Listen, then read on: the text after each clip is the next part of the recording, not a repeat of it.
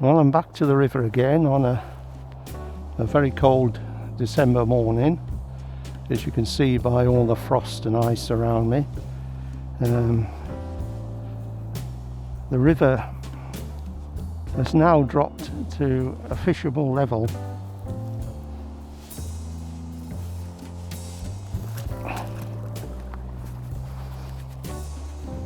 Well, a good fishable level, the first time for nearly 2 months.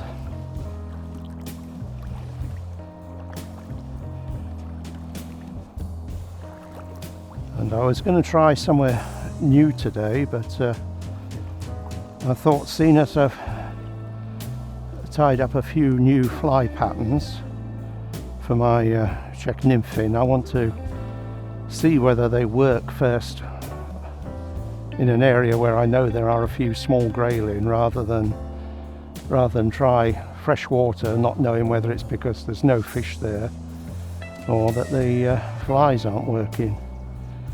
So I suppose most of you now will be thinking about Christmas, getting ready for it.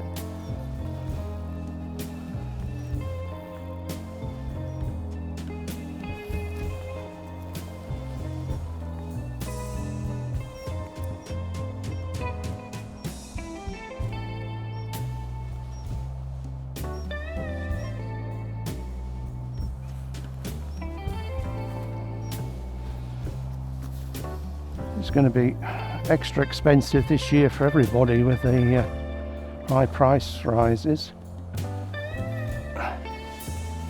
I wonder whether you fellow fishermen usually get these strange Christmas presents.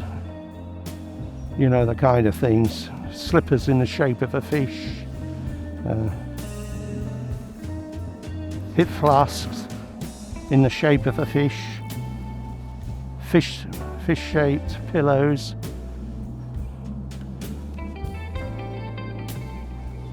You know, it's strange how the non-fishing members of your families and friends view you as somebody that wants to sort of morph into a fish.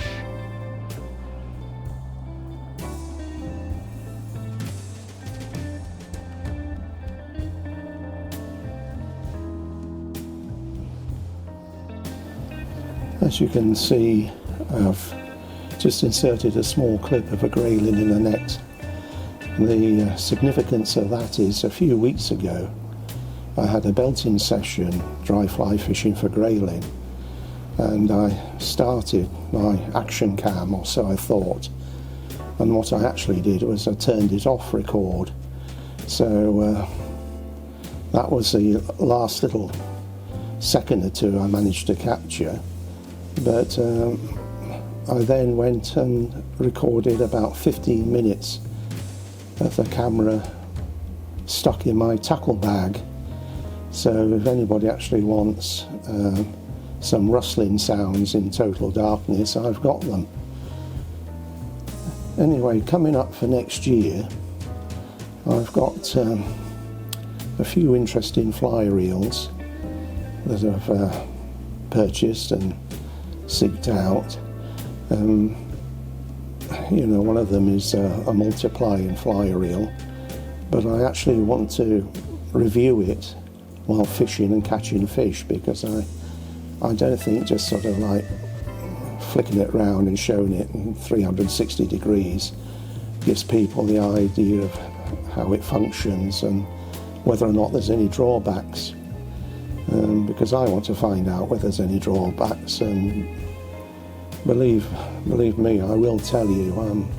I buy my tackle with my own money, and I don't mind giving some tackle company a bit of grief. They owe me nothing, you know. But with a bit of luck, it should work very well.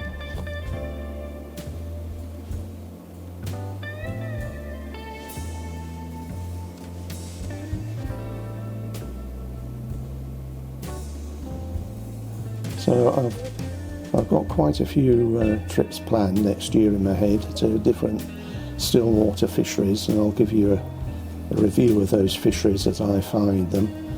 Unfortunately now, the fuel issue, as you know, is so expensive. You can't afford to just sort of randomly go places hoping for the best. You're trying to plan a day and maximise results, which I do all the time, but it often backfires. But that's part of fishing and part of life. Anyway, I wish you all the best for next year, and hope everybody keeps well and keep out of bother. So